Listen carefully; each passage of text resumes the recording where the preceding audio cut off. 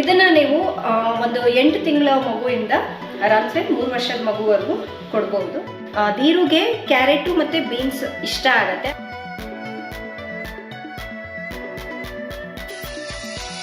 ನೋಡಿ ಈ ರೀತಿ ಹುರಿಯುವಾಗ ಸೇಮ್ ಅದು ಮೊಟ್ಟೆ ಅನ್ಸತ್ತೆ.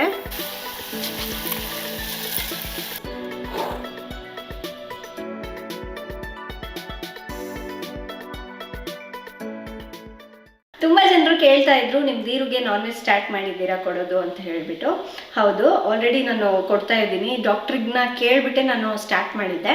ಆ್ಯಂಡ್ ಇನ್ನು ಕೆಲವರು ಕೇಳಿದರು ಹೇಗೆ ಕೊಡ್ತಾ ಇದ್ದೀರಾ ಅಂದರೆ, ಅವನಿಗೆ ಅದನ್ನು ಕುಕ್ ಮಾಡೋ ಪ್ರೊಸೆಸ್ನ ನಮಗೂ ತಿಳಿಸಿ ನಮ್ಮ ಮಕ್ಕಳಿಗೂ ಕೊಡಲಿಕ್ಕೆ ಸ್ಟಾರ್ಟ್ ಮಾಡಿದ್ದೀವಿ ಅಂತ ಹೇಳಿಬಿಟ್ಟು. ಸೊ ಅದಕ್ಕಾಗಿ ಇದು ಒಂದು ಸಪ್ರೇಟ್ ವೀಡಿಯೋನೇ ಮಾಡೋಣ ಅಂತ ಹೇಳಿ ಮಾಡ್ತಾ ಇದ್ದೀನಿ. ಹಿಂದಿನ ವೀಡಿಯೋದಲ್ಲಿ ನಾನು ಚಿಕನ್ ಟಿಕ್ಕಾ ಬೌಲ್ನ ಮಾಡಿದ್ದೆ. ಅದರಲ್ಲಿ ಸ್ವಲ್ಪ ಚಿಕನ್ನ ದೀರುಗೆ ಸೈಡಿಗೆ ಎತ್ತಿಟ್ಟಿದ್ದೆ ಅಂತ ಹೇಳಿದ್ನಲ್ವ. ಸೊ ಅದನ್ನೇ ನಾನು ಯೂಸ್ ಮಾಡ್ಕೊಂಡು ಮಾಡ್ತಾ ಇರೋವಂಥದ್ದು. ಇಲ್ಲಿ ನಾನು ಒಂದು 50 ಗ್ರಾಮ್ನಷ್ಟು ಚಿಕನ್ನ ತೊಗೊಂಡಿದ್ದೀನಿ, ಬೋನ್ಲೆಸ್ ಇದು. ಸೊ ನೀಟಾಗಿ ತೊಳೆದ್ಬಿಟ್ಟು ತೊಗೊಳ್ಬೇಕು. ಹಾಗೆಯೇ ನೀವೇನಾದರೂ ನಾನ್ ವೆಜ್ ಕೊಡಲಿಕ್ಕೆ ನಿಮ್ಮ ಮಗುಗೆ ಸ್ಟಾರ್ಟ್ ಮಾಡಿದರೆ ಅಥವಾ ಕೊಡಬೇಕು ಅಂತ ಅಂದ್ಕೊಂಡ್ರೆ ಒಂದ್ಸಲ ಡಾಕ್ಟ್ರನ್ನ ಕೇಳಿ ಕೊಡಿ. ಏಕೆಂದರೆ ಎಲ್ಲ ಮಕ್ಕಳ ಹೆಲ್ತು ಒಂದೇ ಥರ ಇರೋದಿಲ್ಲ. ಸೊ ಒಂದ್ಸಲ ನೀವು ಕೇಳಿ ತೊಗೊಳ್ಳೋದು ತುಂಬಾ ಒಳ್ಳೆಯದು. ಇದನ್ನು ನೀವು ಒಂದು 8 ತಿಂಗಳ ಮಗುವಿಂದ ಆರಾಮ್ಸೆ 3 ವರ್ಷದ ಮಗುವರೆಗೂ ಕೊಡ್ಬೋದು. ಸೊ ಫಸ್ಟ್ ಏನು ಮಾಡೋಣ ಅಂದರೆ, ಇದನ್ನು ಮಿಕ್ಸಿಯಲ್ಲಿ ಹಾಕೋದಕ್ಕಿಂತ ನಾನು ಈ ಥರ ಇದು ಬ್ಲೇಡ್ಸಿಂದ ಯೂಸ್ ಮಾಡ್ತೀವಲ್ವ ಬ್ಲೆಂಡ್ ಮಾಡಲಿಕ್ಕೆ, ಸೊ ಚಾಪ್ ಮಾಡಲಿಕ್ಕೆ ಸಣ್ಣದಾಗಿ ಇದನ್ನು ಯೂಸ್ ಮಾಡ್ತಾ ಇದ್ದೀನಿ. ಸೊ ಫಸ್ಟ್ ಚಿಕನ್ನ ಹಾಕ್ಕೊಂಬಿಡೋಣ.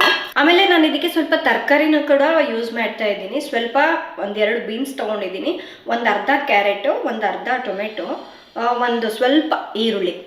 ದೀರುಗೆ ಕ್ಯಾರೆಟು ಮತ್ತು ಬೀನ್ಸ್ ಇಷ್ಟ ಆಗುತ್ತೆ, ಹಾಗಾಗಿ ಇದನ್ನು ಉಪಯೋಗಿಸ್ತಾ ಇದ್ದೀನಿ. ನಿಮ್ಮ ಮಕ್ಕಳು ಬೇರೆ ಏನು ತರಕಾರಿ ತಿಂತಾರೆ, ಕೆಲವು ಮಕ್ಕಳಿಗೆ ಬಟಾಣಿ ಇಷ್ಟ ಆಗುತ್ತೆ, ಕೆಲವು ಮಕ್ಕಳಿಗೆ ಆಲೂಗಡ್ಡೆ. ಸೊ ಈ ಥರ ಒಂದೊಂದು ಮಗುಗೆ ಬೇರೆ ಬೇರೆದು ಇಷ್ಟ ಆಗುತ್ತೆ. ಸೊ ನಿಮ್ಮ ಮಕ್ಕಳಿಗೆ ಏನು ಇಷ್ಟ ಆಗುತ್ತೋ ಆ ತರಕಾರಿನ ಕೂಡ ಇದಕ್ಕೆ ಆ್ಯಡ್ ಮಾಡ್ಕೋಬೋದು. ಸೊ ನಾನು ಇದನ್ನು ಚಾಪ್ ಮಾಡ್ತಾ ಇಲ್ಲ, ಬೇಕು ಅಂದರೆ ಸಣ್ಣದಾಗಿ ಕಟ್ ಮಾಡಿಬಿಟ್ಟು ಕೂಡ ತೊಗೋಬೋದು. ಸೊ ನಾನು ಎಲ್ಲದೂ ಇದಕ್ಕೆ ಹಾಕ್ಕೊಳ್ತಾ ಇದ್ದೀನಿ.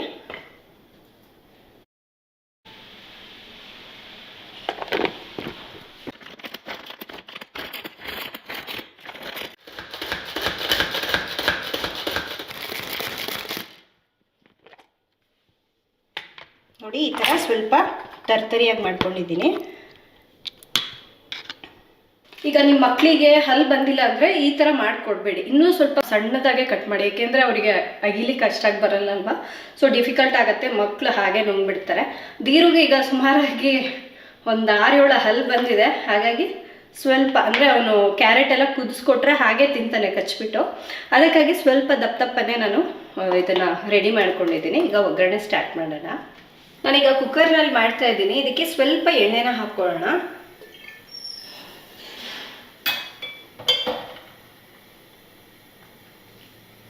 ಅದಾದಮೇಲೆ ಒಂದು ಸ್ವಲ್ಪ ಜೀರಿಗೆ.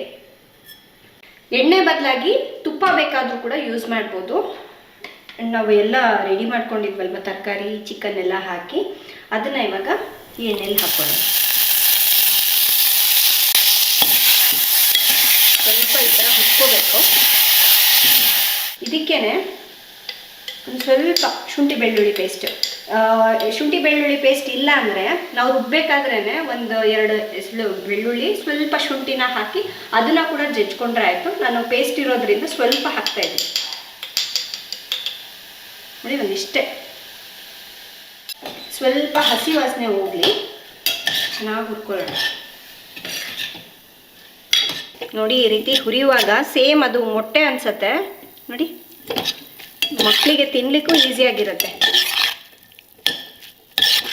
ಹಾಗೆ ನಾನಿಲ್ಲಿ ಒಂದು 3 ಟೇಬಲ್ ಸ್ಪೂನಷ್ಟು ಅಕ್ಕಿನ ಒಂದು 20 ನಿಮಿಷ ನೆನೆಸಿಟ್ಟಿದ್ದೆ ನೀರಲ್ಲಿ. ಈಗ ನೀರೆಲ್ಲ ತೆಗೆದುಬಿಟ್ಟು ಅಕ್ಕಿನ ಹಾಕ್ಕೊಳ್ಳೋಣ.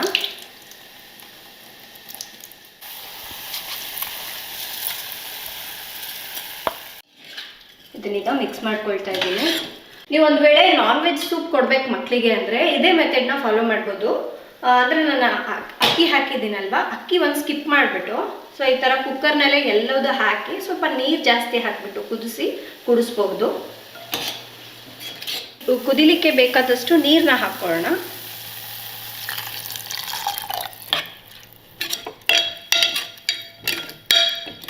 ನಮ್ಮನೇಲಿ ನಾನು ಶುಂಠಿ ಬೆಳ್ಳುಳ್ಳಿ ಪೇಸ್ಟ್ಗೆ ಅರಿಶಿನ ಪುಡಿ ಹಾಕಿ ರುಬ್ಬಿಟ್ಕೊಂಡಿರ್ತೀನಿ, ಹಾಗಾಗಿ ಸಪ್ರೇಟಾಗಿ ಅರಿಶಿನ ಪುಡಿ ಹಾಕಿಲ್ಲ. ಸೊ ನೀವು ಎಲ್ಲ ತರಕಾರಿ ಎಲ್ಲ ಹಾಕಿರ್ತೀವಲ್ವ, ಆ ಟೈಮ್ನಲ್ಲಿ ಸ್ವಲ್ಪ ಅರಿಶಿನ ಪುಡಿ ಹಾಕ್ಕೊಂಡು ಕುದಿಸ್ಕೊಳ್ಳಿ. ರುಚಿಗೆ ತಕ್ಕಷ್ಟು ಉಪ್ಪು, 1 ಟೀ ಸ್ಪೂನ್ ಅಷ್ಟು ಕೊತ್ತಂಬರಿ ಸೊಪ್ಪು, ಒಂದು ಸ್ವಲ್ಪ ಕಾಳು ಮೆಣಸಿನ ಪುಡಿ,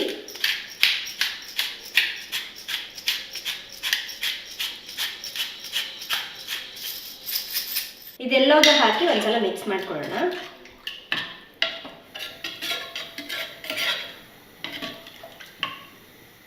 ಈ ರೀತಿ ಕುದಿಯುವಾಗ ಕುಕ್ಕರ್ ಲಿಡ್ನ ಕ್ಲೋಸ್ ಮಾಡ್ಕೊಳ್ಳೋಣ. ಈಗ ಒಂದು 3 ವಿಷಲ್ ಕೂಗಿಸ್ಕೋಬೇಕು, ಅಂದರೆ ಅದೆಲ್ಲವೂ ಚೆನ್ನಾಗಿ ಮೆತ್ತಗೆ ಬೆಂದಿರಬೇಕು.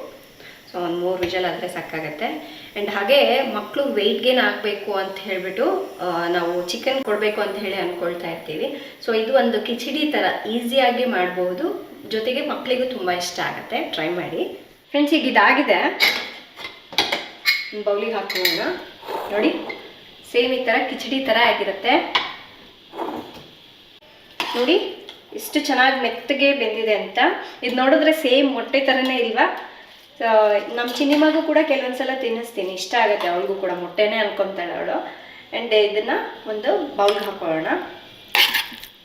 ಇದ್ರ ಜೊತೆ ಇನ್ನೇನು ಮಿಕ್ಸ್ ಮಾಡೋದು ಬೇಡ, ಹಾಗೆ ತಿನ್ನಿಸಿದ್ರೆ ಆಯಿತು. ನೋಡಿ, ನಾನು ಇನ್ನೂ ಸ್ವಲ್ಪ ಈ ರೀತಿ ಸ್ಪೂನಿಂದ ಜಸ್ಟ್ ಪ್ರೆಸ್ ಮಾಡಿದ್ರೆ ಇನ್ನೂ ಸ್ವಲ್ಪ ಮೆತ್ತಗಾಗತ್ತಲ್ವ, ಆ ರೀತಿ ಮಾಡಿ ತಿನ್ನಿಸ್ತೀನಿ.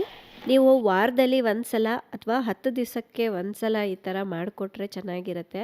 ಕೆಲವು ಮಕ್ಕಳು ಒಂದೇ ತಿಂಡಿನ ಇಷ್ಟಪಡ್ತಾ ಇದ್ದಾರಲ್ಲ ಅಂತ ಹೇಳ್ಬಿಟ್ಟು ಪದೇ ಪದೇ ಅದನ್ನೇ ಮಾಡಿಕೊಡ್ಬಾರ್ದು, ಇನ್ನು ಅದ್ರ ಮೇಲೆ ತಿನ್ಲಿಕ್ಕೆ ಇಂಟ್ರೆಸ್ಟೇ ಹೋಗ್ಬಿಡುತ್ತೆ ಅವ್ರಿಗೆ.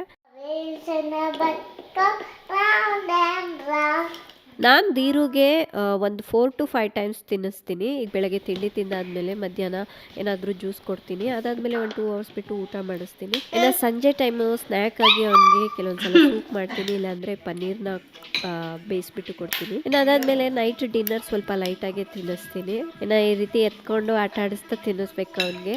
ಸೊ ಇವತ್ತಿನ ರೆಸಿಪಿ ತಮ್ಮೆಲ್ಲರಿಗೂ ಯೂಸ್ಫುಲ್ ಆಗಿದೆ, ಇಷ್ಟ ಆಗಿದೆ ಅಂದ್ಕೊಳ್ತಾ ಇದ್ದೀನಿ. ಇಷ್ಟ ಆದರೆ ಲೈಕ್ ಮಾಡಿ, ಶೇರ್ ಮಾಡಿ. ನಾಳೆ ಇನ್ನೊಂದು ಹೊಸ ರೆಸಿಪಿಯೊಂದಿಗೆ ಮತ್ತೆ ಸಿಗ್ತೀನಿ. ಅಲ್ಲಿವರೆಗೂ ಟೇಕ್ ಕೇರ್, ಬಾಯ್.